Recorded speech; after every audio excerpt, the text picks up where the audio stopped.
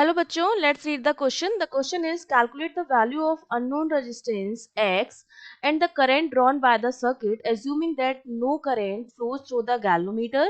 Assume the resistance per unit length of the wire AB to be 0.01 ohm per centimeter. ठीक है, तो देखो आपको क्या निकालना है, अननोन रेजिस्टेंस निकालना है। जब आप इस सर्किट डायग्राम को देखेंगे तो आपको पता चल रहा है कि आपका जो सर्किट डायग्राम है वो एक मीटर ब्रिज का सर्किट डायग्राम है और मीटर ब्रिज से हम क्या निकालते हैं, अननोन रेजिस्टेंस की वैल्यू जो है वो हम कैलकुलेट करते हैं by using the method of null deflection. ये जो है वो नल डिफ्लेक्शन मेथड पर बेस्ड है। इसमें क्या होता है कि जिस टाइम पर गैल्वनोमीटर में करंट जीरो जा रही है, दैट मीन्स नल डिफ्लेक्शन की कंडीशन है।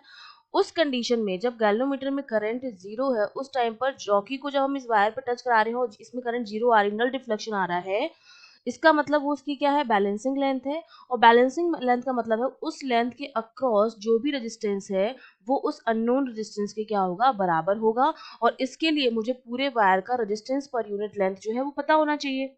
ठीक है, तो जो लेंथ आएगी बैलेंसिंग लेंथ, अगर उसको मैं इनटू कर दूंगी उस रेजिस्टेंस से, तो मुझे उस लेंथ के अक्रॉस कितना रेजिस्टेंस है वो आपको पता चल जाएगा। ठीक है, तो बैलेंस की कंडीशन में हम क्या लगाते हैं, जब बैलेंस की कंडीशन आती है तो व्हीटस्टोन ब्रिज की कंडीशन लगाते हैं, जिसमें क्या होता है कि अगर चार रेजिस्टेंस इस तरह से जुड़े हुए हैं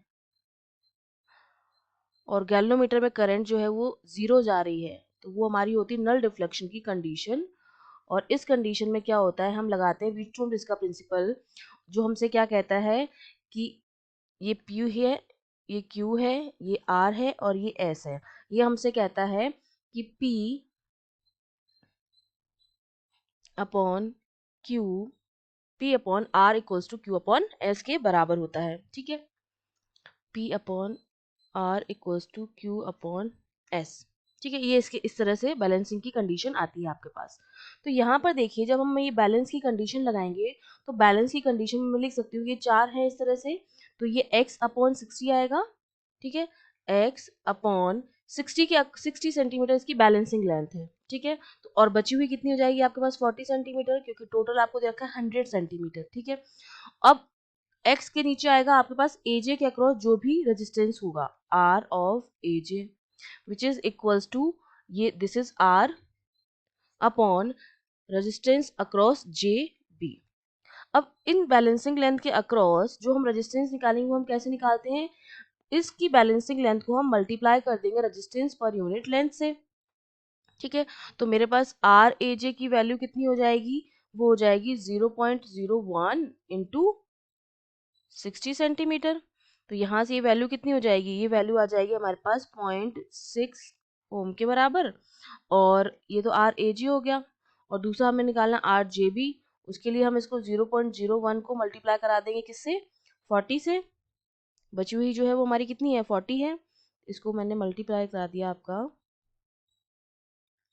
40 से, तो ये RJB जो मेरे पास आ गया वो आ गया 0.4 ओम के बराबर। ठीक है, अब यहाँ पर सिंपली हम वैल्यूज पुट कर देंगे। तो x तो मुझे निकालना है, तो हो जाएगा x upon 0.6 equals to r की वैल्यू है 4 ओम अपॉन 0.4, क्रॉस मल्टीप्लीकेशन कर देंगे तो x जो मेरे पास आ जाएगा वो कितना आ जाएगा, 0.6 इंटू 4 अपॉन 0.4।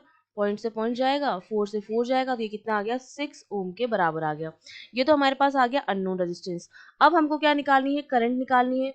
तो करंट हम किससे निकालेंगे, ओम्स लॉ से निकालेंगे। ओम्स लॉ से हम जानते हैं कि जो करंट आई होती है that is equals to EMF जो भी है बैटरी का या वोल्टेज जो भी है अपॉन आर इक्विवेलेंट के बराबर आता है। अब आर इक्विवेलेंट जो है वो हम कैसे निकालेंगे, ठीक है, उसके लिए देखिए, देखो आर इक्विवेलेंट निकालने के लिए यहाँ पे क्या हो जाएगा, पहले तो ये दोनों जो है आपस में सीरीज में ही, एक्स और आर, और ये 60 सेंटीमीटर का क्रॉस जो भी है और 40 सेंटीमीटर का क्रॉस जो भी है, और बाद में ये आपस में पैरेलल में है। तो देखिए आर इक्विवेलेंट जो हमारा आ जाएगा वो क्या हो जाएगा, पहले तो सीरीज में क्या करते हैं, प्लस करते हैं। तो हमने कितना निकाला था, 4 प्लस हमारा कितना आया था पीछे 6, 4 प्लस 6 हो जाएगा। और ये दोनों जो रेजिस्टेंस आए थे वो हमारे कितने हो जाएंगे, इंटू R1 इंटू R2 होता है, पहले सीरीज में कर दिया और फिर वो पैरेलल में है। तो पैरेलल में ये हमारे पास कितना आया था रेजिस्टेंस, 0.4 एंड 0.6। तो हो जाएगा 0.4 प्लस 0.6 और नीचे हो जाएगा R1 प्लस R2, ये सारी चीजें प्लस हो जाएंगी, 4 प्लस 6 प्लस 0.4 प्लस 0.6। ये वैल्यूज सारी रख के हम कैलकुलेट करेंगे। 4 प्लस 6 10 इंटू 0.4 0.6 1 हो गया आपका, अपॉन ये 10 हो गया, प्लस 1 हो गया, 11 हो गया। तो ये मेरे पास कितना आ गया है, 10/11 ओम के बराबर आपका रेजिस्टेंस आ गया है। तो हमें सिंपली क्या करना है, इस वैल्यू को यहाँ पर रखना है। तो आई मेरे पास कितना हो जाएगा, ये हमें दे रखा है 5 वोल्ट और ये हमें दे रखा है 10/11। तो 11 तो ऊपर चला जाएगा आपके पास, ठीक है। तो 5 2 जा 10, तो हमारे पास जो करंट आ गई वो हमारे पास कितनी आ गई, 11/2 एम्पियर। जिसको मैं अगर लिखना चाहूँ तो मैं लिख सकती हूँ, ये हो जाएगा 5.5 एम्पियर। ठीक है, ये हमारे पास करंट की वैल्यू आ गई है। I hope you understood well. All the best.